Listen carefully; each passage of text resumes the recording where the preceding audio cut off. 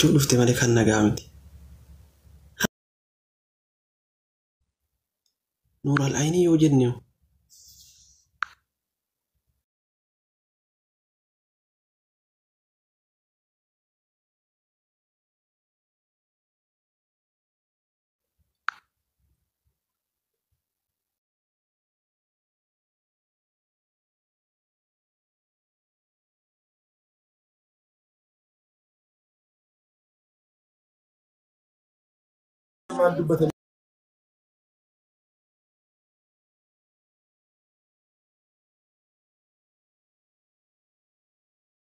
والله أول ترى ساتري جاس ما دبتي. Okay. أكسي تشوفوتي يلا كنا قاول قافدا ما شاء الله.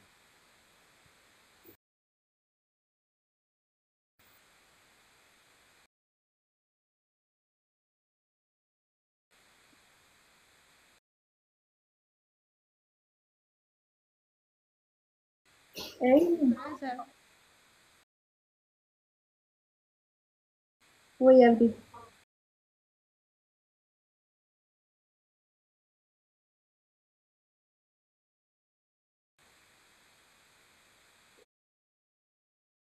السلام عليكم جدي أكا أبوليسا كيتا كنت أنسي يونا كبدي جورا اسمه قفان دين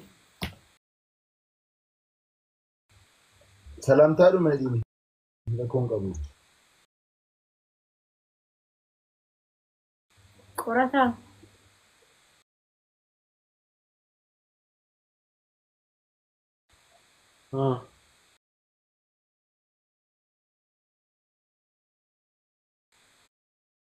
لا أنا أما سي مچا بلو توتي وغار بچوب جچا تو كاچين ليس إني مچا قولت أمو دي تو بيا درنا جينا دور صبر أكا داور موتي منا ما درنا قاول قافتا أتشي كيتي وان يا دساوان إما ساقرا إما ساتي دي ماليو تنجيني ولي نيتي قافتا أمبر إيه داقي زينا مبارك أجائبة داور موتي كثيرات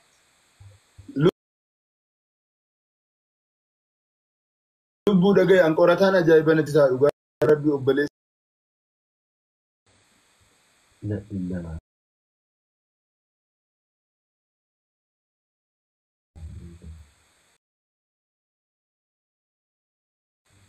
أنما أرجيرا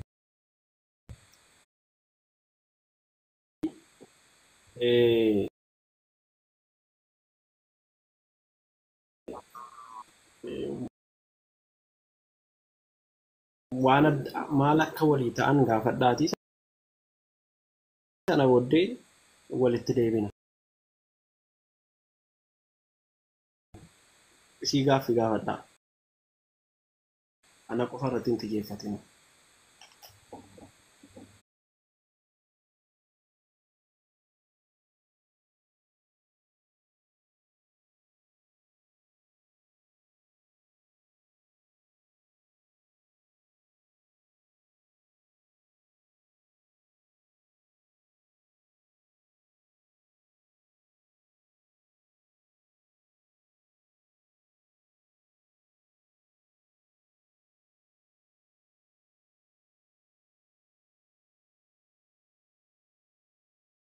ما جاقدو شروفنا مالي أكا مكتم وان جلوة يادك يسغلي بيكتا Okay. مامي ويا ربات yaada biraan qabu obboleettii koo garuu wantan hubadhe yoo jiraate qorataan si jaallata. Amma qaamni isaa hurkutti si jaallata qorataan. Garuu immoo wanti adda baafachuu fedhee siifi qorataa walitti dhiyeenyu siifi maccaa walitti dhiyeenyu keessan maali kan jedhu maccaa waa'ee keerratti viidiyoo hojjetaa jiranitti fakkaata. Walitti dhiyeenyu keetiif kan maccaa isa sodaachifnaan naa gaafadhaa jedhee waan kana biraa akka ibsa kennitu barbaanne ture. qorataan yaada biraa yookaan gaafii biraan qabda walumaa qabeessisaa deemuu deebisuufaa. jechuun isaa walitti dhufeenya biraa siin jedhaan jiru isaanitti ani maal isaan inni suuraa kee irra godhatee leengadda kaleessa wajjin jirtu saatii dheeraa wajjin turtanii tokko anis tarii si hordofaan jira ta'uu danda'a. Kan isinillee kiisu wal gootantu jira.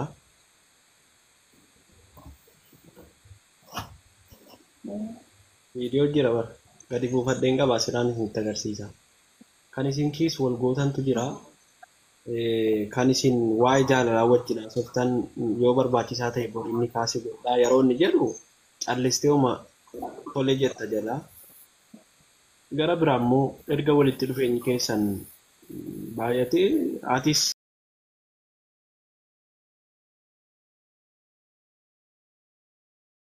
isinillee wajjin reebaa bultanii qaaraa na nyaachistanii qaaraa keessa koo na guggubdanii gaafa sana wajjin bultan ilaallisu.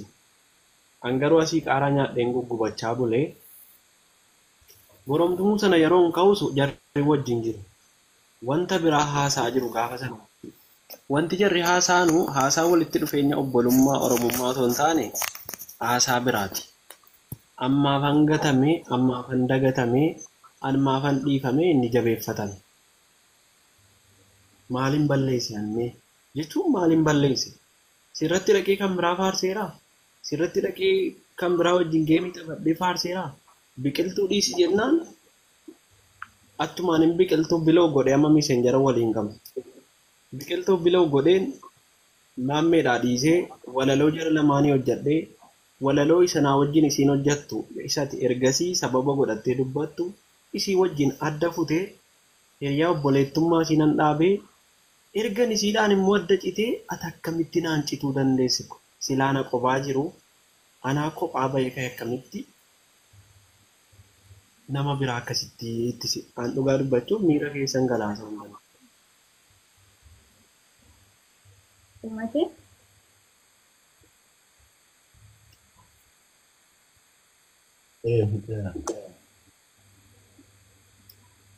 isin sadiinuu gaaffii xumuratanii jirtanii deebiin irra eegaartan jechuudha. Hundi keessanuu hordoftoota biqiltuu qorataa maammee iyyaas dabalatee assalaamu alaikum warahmatullaahi wabarakaatuh. Tasaafee biizii ta'ee tan hin seenne hin seenne amma ogguu seenu garuu viidiyoota garaagaraatti irratti dhiyeeffee ture karaa guyyaanyummaadhaa boqonnaa piroogiraamii waliin qabna. Sababni isaaniif onlaayinii irra baay'een turre.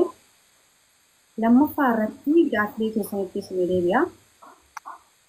Tokkoffaa macaadhaan maal waliin qabda gaaffiin keessa wal fakkaataan as keessatti jechuudha.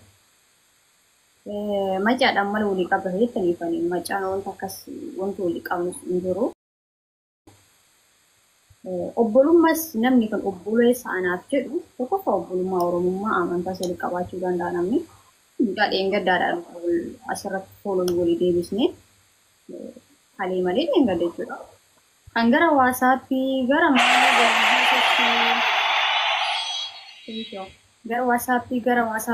maaliin gara keessaa waliin haasoftii namni jedhee asirratti oofu WhatsAppii yana beekamu isin beeka. Hariiroon aniif mucichi walii qabnu guutumaan guutuutti wanti tokko hin jiru. Amma TikTok seenu screenshot godhanii kan inni background suuraa kiyya kaawwatee liivii ittiin seenee jiru namoota hedduu waliin kan taphataa walii warra guyyaa guutuu background ishee duuba kaawwatee jira.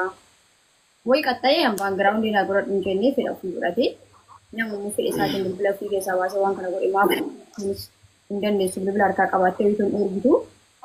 Lammaffaa irratti viidiyoo illee irratti akka hojjetee rukshirna irratti godhanii viidicha illee amma argaan jira. Hogguma masiin kan argaan jira.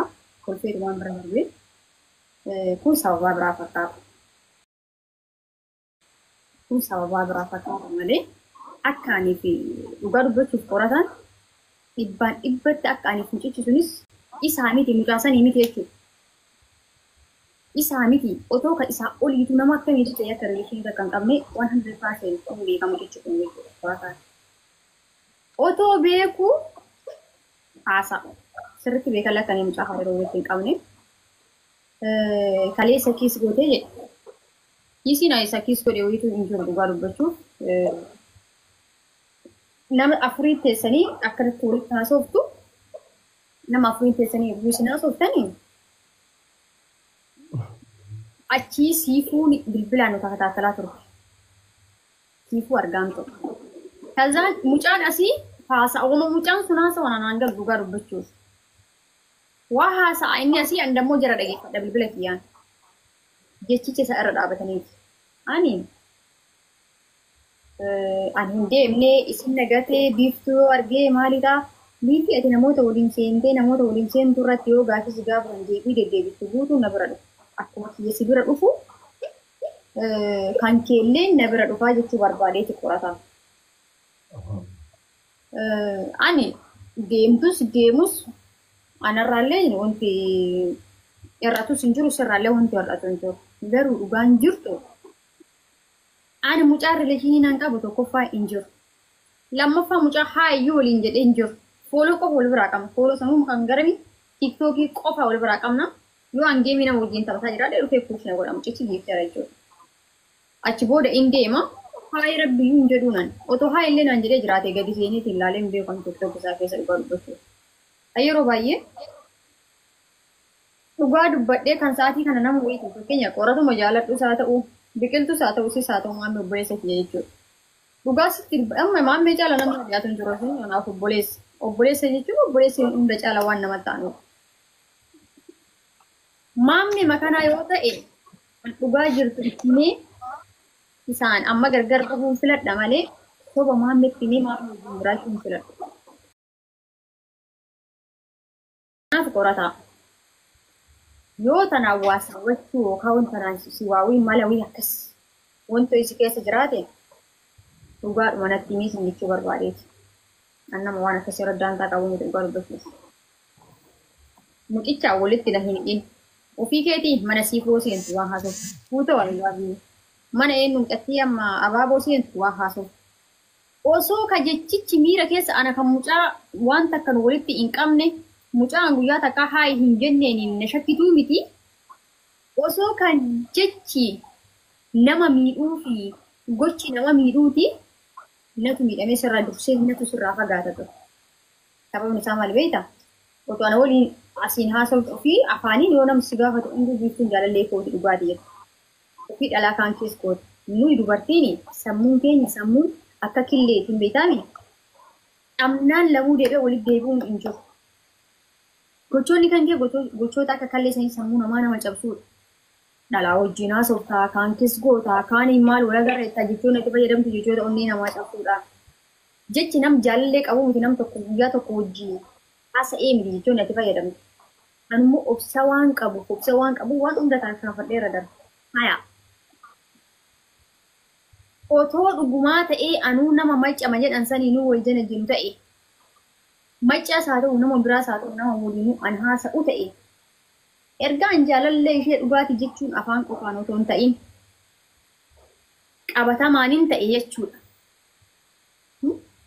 Dhuftee wantoota namni sitti guutuu amantaatu guutumaan guututti